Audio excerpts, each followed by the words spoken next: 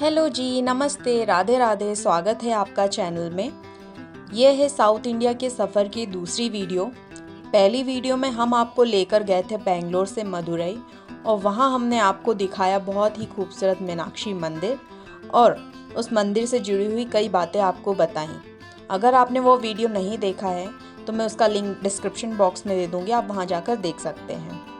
और इस वीडियो में हम आपको लेकर जाने वाले हैं मदुरई से पम्बन ब्रिज होते हुए रामेश्वरम और आपको रास्ते में दिखाएंगे बहुत ही खूबसूरत नज़ारे और बहुत ही खूबसूरत इंडिया का फर्स्ट सी ब्रिज, जहाँ के नज़ारे बहुत ही खूबसूरत होते हैं। तो आपको नज़ारे दिखाने के साथ साथ हम उनसे जुड़ी हुई कई बातें भी आपको बताएंगे, तो बने रहिए हमारे साथ। चलिए स्टार्ट करते हैं हमारी जर्नी। हमारे सफ़र की शुरुआत हुई 11:30 से 12 बजे के करीब। आज की हमारी डेस्टिनेशन है रामेश्वरम। तो मदुरई से रामेश्वरम की दूरी लगभग 173 किलोमीटर है और इसको कवर करने में हमें लगने वाले थे 3 से 3.5 घंटे। तो चलिए स्टार्ट करते हैं हमारा सफ़र।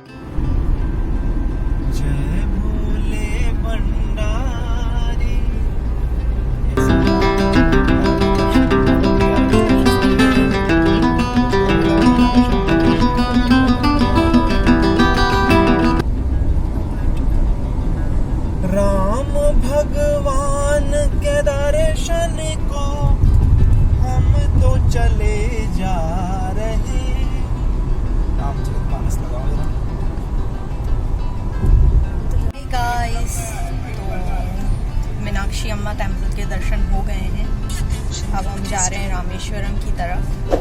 और मीनाक्षी अम्मा टेम्पल के दर्शन हमने सुबह सुबह किए। रात में हम आ गए थे मदुरई, बट रात में पता नहीं हमने दर्शन, कुछ शायद टाइम का कुछ इशू था इसीलिए दर्शन नहीं करे। हमने सोचा सुबह सुबह करते हैं, बट सुबह सुबह दर्शन करना ज़्यादा अच्छा रहा। ज़्यादा भीड़ भी नहीं थी और हमारे 2 घंटे में दर्शन हो गए। क्योंकि हम जब वापस निकले वहाँ पे तो देखा बहुत भीड़ थी, लंबी लंबी लाइनें लग गई थी। स्पेशल एंट्री के लिए भी लंबी लंबी लाइन थी। तो अगर आप भी आते हैं तो आप सुबह सुबह दर्शन करो तो ज़्यादा अच्छा है। उससे क्या भीड़ भी नहीं मिलेगी और आपके जल्दी दर्शन भी हो जाएंगे।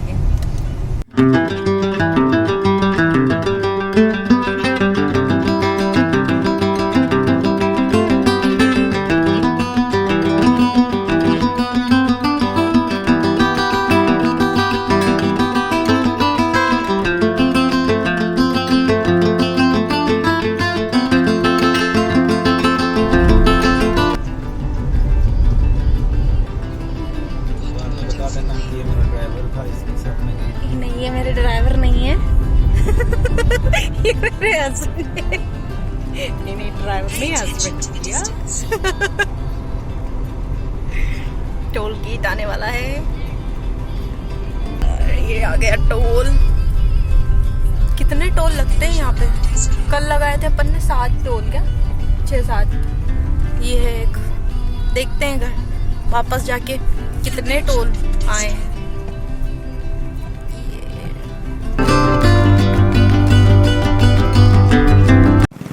तो यहाँ हम रुके हैं, कुछ खा लेते हैं। सुबह से कुछ नहीं खाया है टेम्पल के दर्शन करने के लिए। पहले हमने दर्शन करे, अब हम खाएंगे। देखते हैं क्या मिलता है।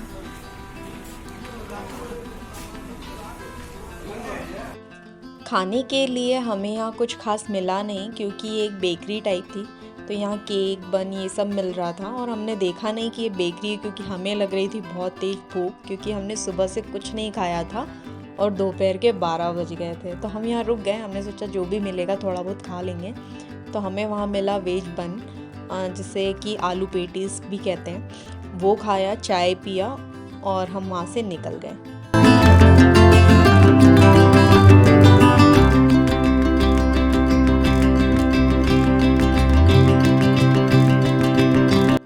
यहाँ से रामेश्वरम की दूरी 51 किलोमीटर है और आगे जाकर एक चौराहा आएगा जहाँ से कन्याकुमारी के लिए हमें सीधे जाना है, जो कि 259 किलोमीटर का रास्ता है और रामेश्वरम के लिए हमें राइट टर्न लेना है। और इस चौराहे पे हमें बहुत सारी दुकानें दिखी, होटल्स थे, रेस्टोरेंट्स थे। तो अगर आपको यहाँ रुकना है खाने के लिए तो आप आराम से रुक सकते हैं। फल फ्रूट्स की भी बहुत सारी दुकानें थी, तो आपको अगर कुछ लेना हो तो आप यहाँ रुक कर ले सकते हैं। और फिर अगर आपको रामेश्वरम से कन्याकुमारी जाना है तो आपको इस चौराहे तक वापस आना होगा और यहाँ से सीधे कन्याकुमारी के लिए निकलना होगा। हम इस चौराहे पर तो नहीं रुके, बट पम्बन ब्रिज स्टार्ट होने के 8 से 10 किलोमीटर पहले ही हमें एक रेस्टोरेंट दिखा जहाँ पर हम रुके और हमने प्योर साउथ इंडियन खाना खाया जो कि बहुत ही टेस्टी था। अगर इस रेस्टोरेंट की बात करें तो यहाँ पर हमें 2 ऑप्शन मिले थे, एक एसी और एक नॉन एसी का, तो हम एसी में बैठे थे। जैसा कि साउथ इंडिया के कल्चर में खाना जो है केले के पत्ते पर सर्व किया जाता है, वैसे ही उन्होंने भी हमें केले के पत्ते पर खाना परोसा। खाने में हमें चावल, सांभर, चटनी, पापड़, ये सारी चीज़ें, और ये अनलिमिटेड था। और इसके चार्जेस कुछ, हम एसी में थे 130 चार्ज किया था और नॉन एसी का 100 रुपये होगा। तो खाना बहुत टेस्टी था, अगर आप कभी जाओ तो ट्राई ज़रूर करना। अप्रैल मई में गर्मी होती है नॉर्थ में, उतनी गर्मी है यहाँ भी, एकदम तेज धूप कड़ाके की।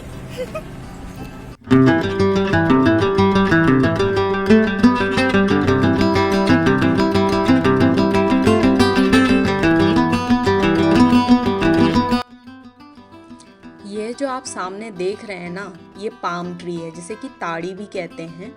साउथ इंडिया में इसे फ्रूट के रूप में भी खाया जाता है और साथ ही इसका वहाँ पर गुड़ भी बनाया जाता है। तो वहीं रोड साइड में बहुत सारी दुकानें लगी हुई थी जो कि इसका गुड़ बेच रहे थे। उन्होंने गुड़ रखा था ऐसे टोकनी में, जैसे पहले सांप लेके आते थे ना टोकनी में रख के, सेम वैसी ही टोकनी में उन्होंने गुड़ रखा हुआ था। हमने उनसे पूछा कि क्या है, तो उनने बोला कि गुड़ है और वो फ्लेवर्ड गुड़ था। उनने हमें 400 रुपीज़ बताया, बट हमने उन्हें 100 बोला। फिर उन्होंने हमें 150 में 1 kg गुड़ दिया था। तो अगर आप कभी जाओ तो उनसे बहुत अच्छे तरीके से बार्गेनिंग करना ताकि आप कम से कम में ले सको। मैं तो बहुत एक्साइटेड थी कि कब जल्दी से समुद्र आए और मैं समुद्र को देखूं और जल्दी से पम्बन ब्रिज पहुंचूं, क्योंकि मुझसे नहीं रहा जा रहा था। इसलिए मैंने भी कोशिश की आपको स्क्रीन में दिखाने की कि क्या नज़ारे हैं। आजू बाजू समुद्र बस आने ही वाला है, बीच में से हमारी गाड़ी जाने वाली है, कितना टाइम लगेगा, कितनी दूर है, मैंने आपको सब स्क्रीन पर दिखाया कि कितना प्यारा दिख रहा है।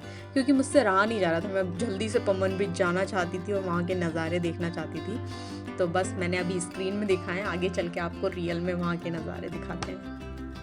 हम लोगों ने इस जर्नी को बाय रोड किया था, बट अगर आप ट्रेन से आना चाहते हैं तो रामेश्वरम में रामेश्वरम रेलवे स्टेशन है और ये जो आप देख रहे हैं ये है पम्बन रेलवे स्टेशन। आप यहीं से होते हुए रामेश्वरम के लिए जाएंगे। और अगर आप बाय फ्लाइट आना चाहते हैं तो मदुरई में मदुरई इंटरनेशनल एयरपोर्ट है, आप वहाँ तक के फ़्लाइट से आ सकते हैं और वहाँ से ट्रेन कैब करके या बस से रामेश्वरम के लिए आ सकते हैं।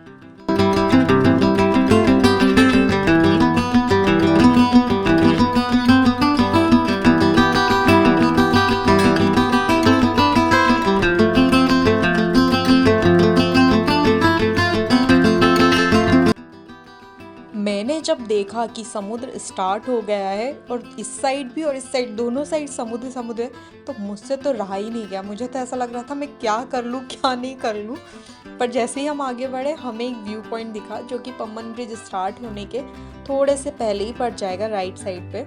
तो हम वहाँ रुके और हमने वहाँ एंजॉय किया। अगर आप भी वहाँ रुकना चाहते हैं, अगर आपसे भी नहीं रहा जा रहा है और आप रुकना चाहते हैं, रुक सकते हैं। वहाँ पे कुछ 30 रुपीज़ चार्ज लिया था हमसे कार पार्किंग का, और आप वहाँ रुक के थोड़ा सा समुद्र में मज़े तो कर ही सकते हैं।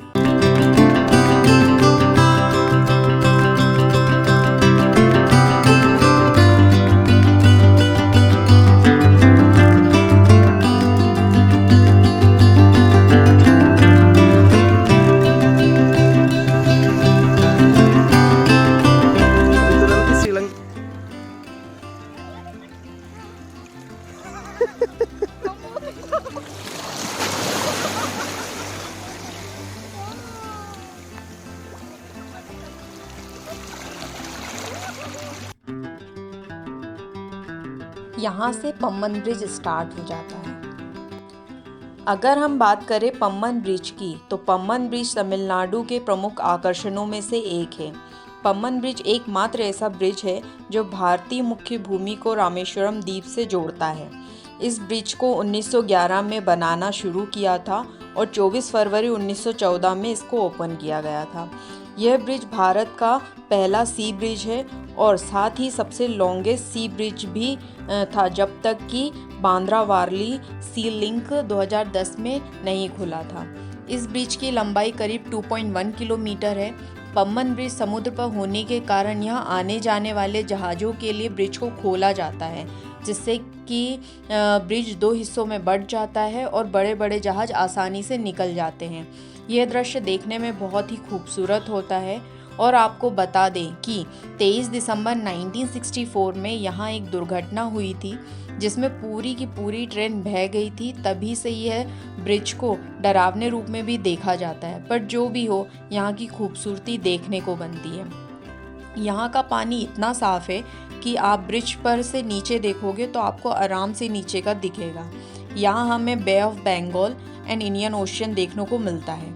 और एक चीज़ आपको बता दें कि यहाँ का जो ट्रेन वाला ब्रिज है उसे पम्बन ब्रिज कहते हैं, लेकिन जिस ब्रिज से रोड है जहाँ से हम ट्रेवल करके रामेश्वरम जाएंगे, उस रोड को अन्नई इंदिरा गांधी रोड ब्रिज कहते हैं, जो कि NH 49 है, जिसे 1979 में स्टार्ट किया गया था।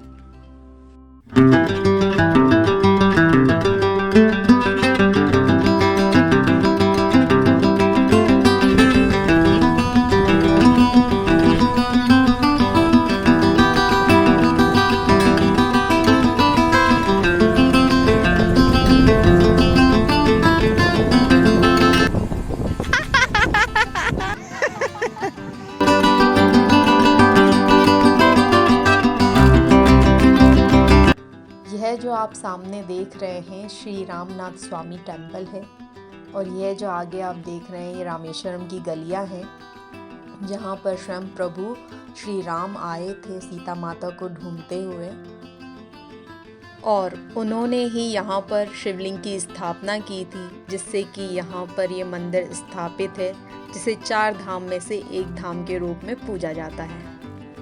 यहाँ से बढ़ते हैं हम हमारे होटल की तरफ। तो रामेश्वरम में हम रुके थे WYT होटल में, जिसका हमने 4000 रुपीज़ पे किया था 1 नाइट के लिए।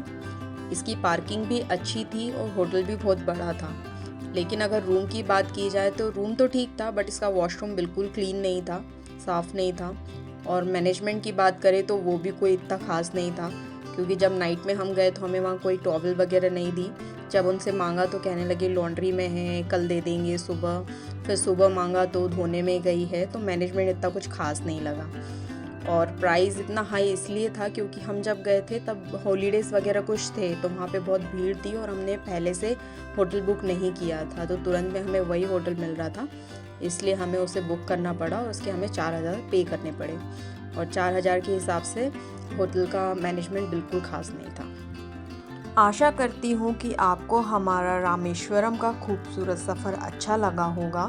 तो नेक्स्ट वीडियो में हम आपको लेकर जाएंगे एक ऐसी जगह जहाँ पर कुछ सालों पहले एक चक्रवात आने की वजह से पूरा की पूरा गांव पानी में बह गया था, और आज उस जगह को घोस्ट टाउन के नाम से जाना जाता है, या वहाँ की गवर्नमेंट उसे घोस्ट टाउन कहती है।